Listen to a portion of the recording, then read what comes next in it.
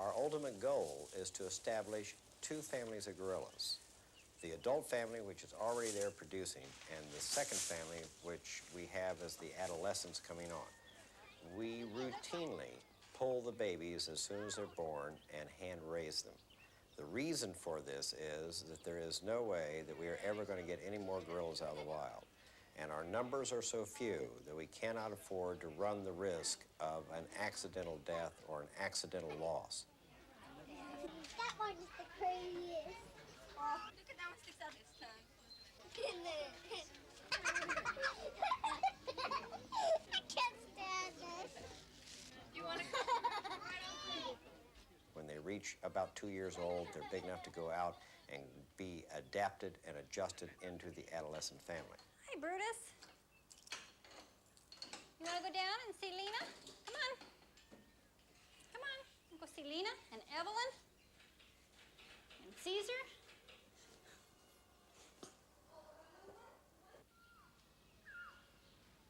The process is painstaking and slow. For a brief period each day, the youngsters, Cleo and Brutus, come with their keepers. When finally adapted, they will stay permanently with this adolescent group. It's okay. But for now, they are apprehensive and shy, clinging to the humans, the only family they have ever known. For Cleo and Brutus to grow up as normal, adjusted gorillas, it is vital these bonds be broken and new ones established with the gorilla family group. You smell like gorilla. Yeah. It's okay. It's okay. It's all right. It's okay. In 10 days, Brutus and Cleo will be left with the group.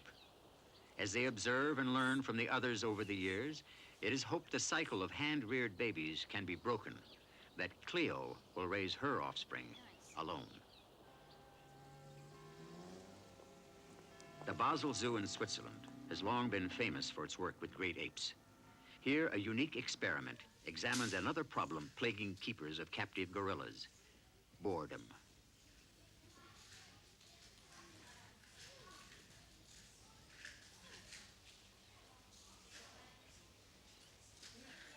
Writer-photographer Jörg Hess has observed gorilla behavior for more than 12 years. Most zoos, says Hess, do not recognize these highly intelligent animals have psychological needs which transcend routine physical care. To dramatize his point, Hess records the animal's usual behavior over a period of days, then for comparison introduces something new.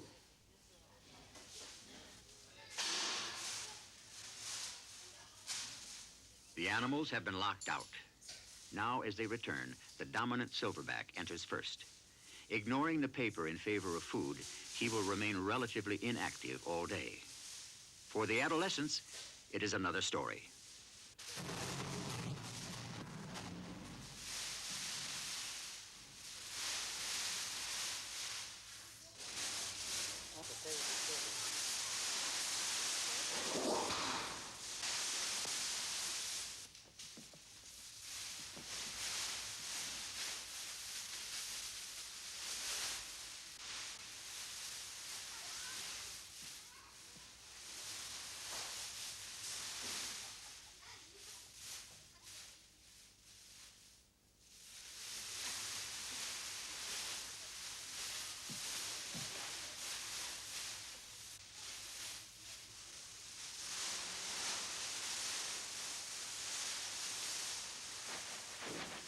Each novelty Hess has introduced, including water, rubber, and wood, prompts a dramatic increase in play and exploration and a marked decrease in aggression and neurotic behavior. In time, Hess hopes that all zoos will seek practical solutions to alleviate boredom in these highly aware and sensitive creatures.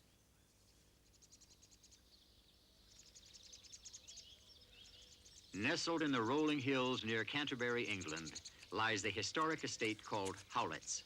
Its 55 acres of parkland are home to an ever-growing menagerie of rare and endangered animals. Bought in 1956 by gambling club owner John Aspinall, Howlett's is his passion and his dream. Well, I think the secret ingredient is respect. One has to respect the animals. And I have a deep respect in the sense that I admire and consider many great mammals superior to the human being. And I just got together 20-odd years ago, certain animals, gorillas and tigers and so on, and it all grew organically from a very small beginning. When these home movies were taken, Aspinall's collection was private, not open to the public. In those days, the animals could roam free, the entire park, their playground.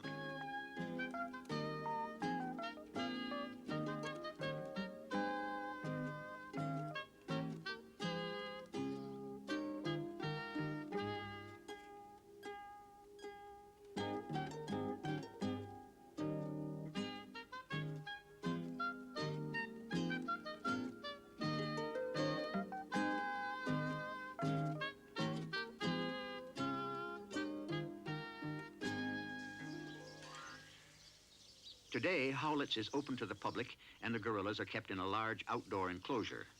Aspinall has some 20 gorillas, probably the largest captive collection in the world.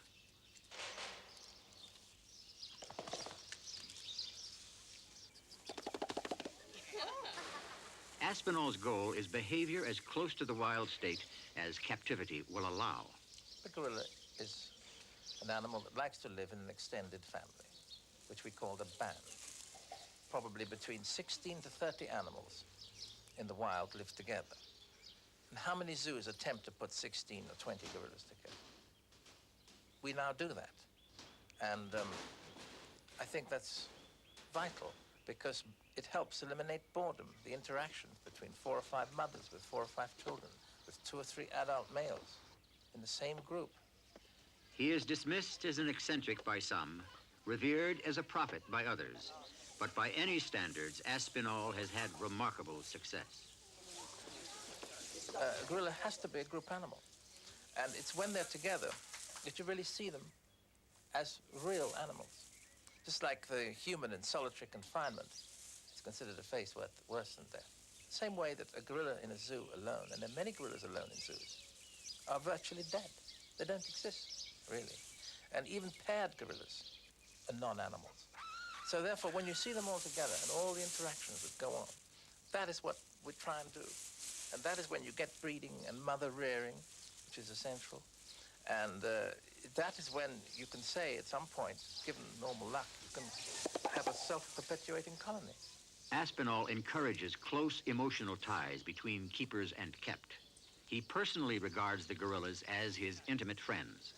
It's important to remember when you enter the enclosure of gorillas or tigers or rhinoceroses or elephants that you have to be an honorary member of that species. So when I enter the gorilla enclosure among 14 or 15 gorillas, including adult males and many adult females and so on, and adolescents, I become, and always have been as far as they're concerned, a rather strange member of the band. Among the first to greet Aspinall is the 350-pound male named Joom.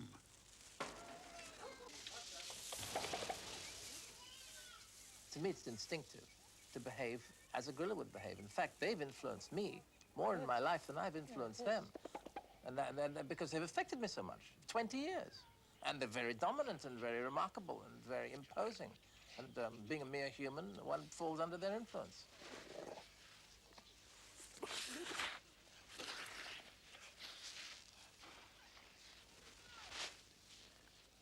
I've always been a gambler. Some people are risk avoiders. I like to challenge risk and danger and surmount it and still live. And the strength they have is really quite astonishing.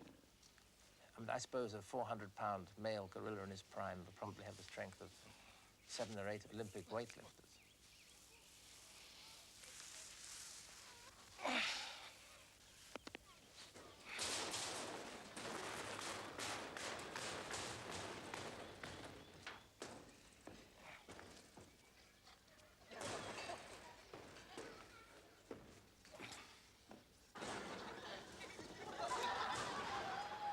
I like to play with them, to be friends of theirs, to have an intimate relationship with them, based on mutual trust and affection and so on. But nevertheless, I want to be a little bit frightened of them, and I like them to respect me as well, by the way.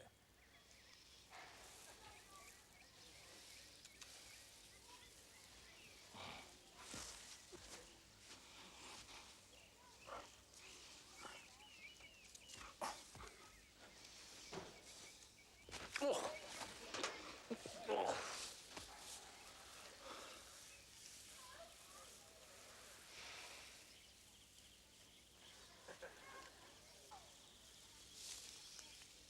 It's very difficult to describe the feelings, one's own feelings, when one is with different species of animal. I'm not sure that I'm eloquent enough to do that, but it's a feeling of, anyway, of great satisfaction that you get when you see your very intimate friends.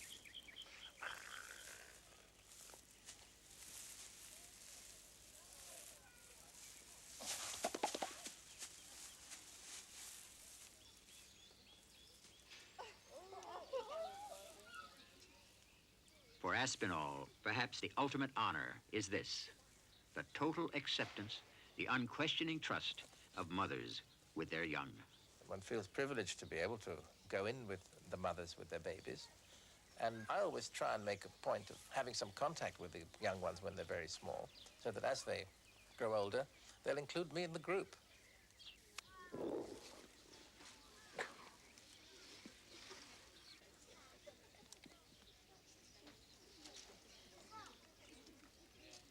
You may have seen one of the big males kissing me in the eye. In fact, he's not kissing me. He's trying to bite out one of my eyelashes. He likes, for some mysterious reason, he likes to eat my eyelashes. He's trying to nibble one out. And he doesn't often get one because it's quite painful to lose an eyelash. But about once a month he gets an eyelash, and he considers that a major triumph. And I do my best to stop him.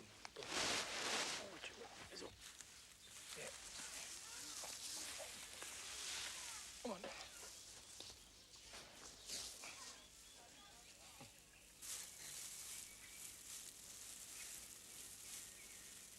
You can perhaps look into the future and say, we have one band now of 16 or 20, and in 10 years we'll have 2 bands of 16 or 20.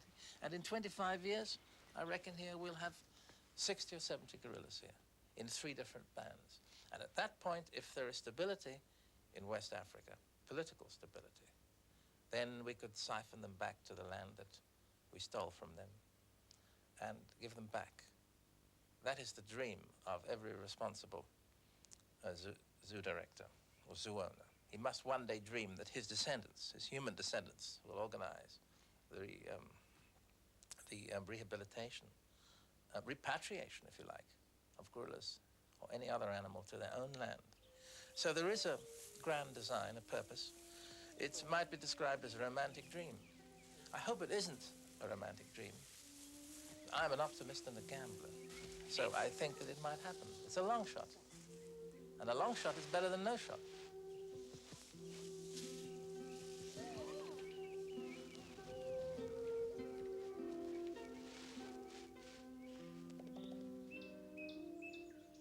Near San Francisco, California, a fascinating and now controversial experiment has been underway since 1972. Research psychologist Penny Patterson is teaching lowland gorilla Coco the American Sign Language of the deaf. Dr. Patterson claims Coco has a working vocabulary of about 450 signs, and that because Patterson also talks while signing, Coco understands hundreds of spoken words as well. Down from the tree now that you've had 5 green apples. For many years, researchers have been fascinated with the language possibilities in chimpanzees. Patterson is the first to work with gorillas.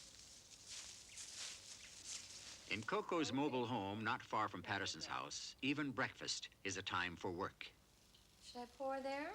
All right. This is hot.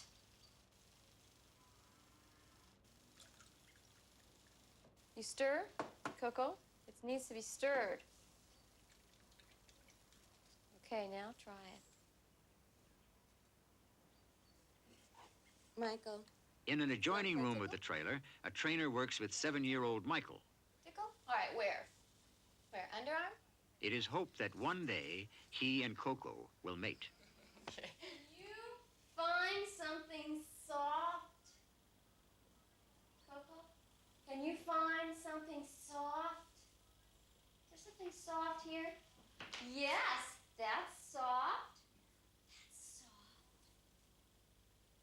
That, yes, I feel it. It's nice. What color is that? Oh, yes, it's orange. You're very smart.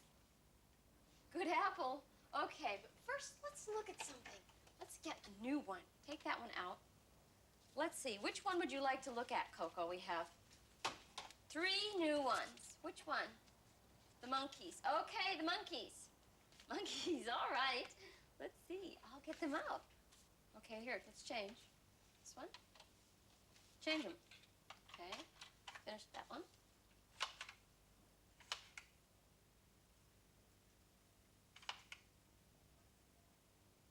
Can you tell me about what you see? Can you tell me a little about that? What do you see? Margie, trouble! Wait a minute. I've got to see if there's someone in here that looks like Margie. Just a minute. Well, there's a monkey swimming on this one. Just be patient. Be patient. I have to look. Penny wants to look. I got to see if there's anybody like Margie. Somehow. Well, there's a girl that looks like Margie. Yes, there's a girl feeding a monkey, and she looks a bit like Margie. Now, what's wrong here? Is there anything wrong with this picture? With reading readiness tests used with human children, Patterson tests Coco's grasp of concepts. Yes, that. Good. And then you say the tree? Well, you showed me the trees, and that was wrong. Right. Anything else wrong? Anything else wrong?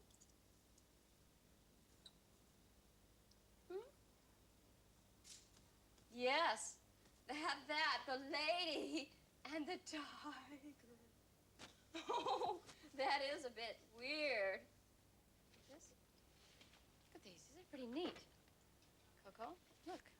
There are stars. Can you find the eyes in this picture? Right, those are the eyes. Critics of ape language studies claim that the animals are not creating true language, that it is merely mimicry or responses evoked by inadvertent cues. Patterson is quick to point out that Coco often signs to herself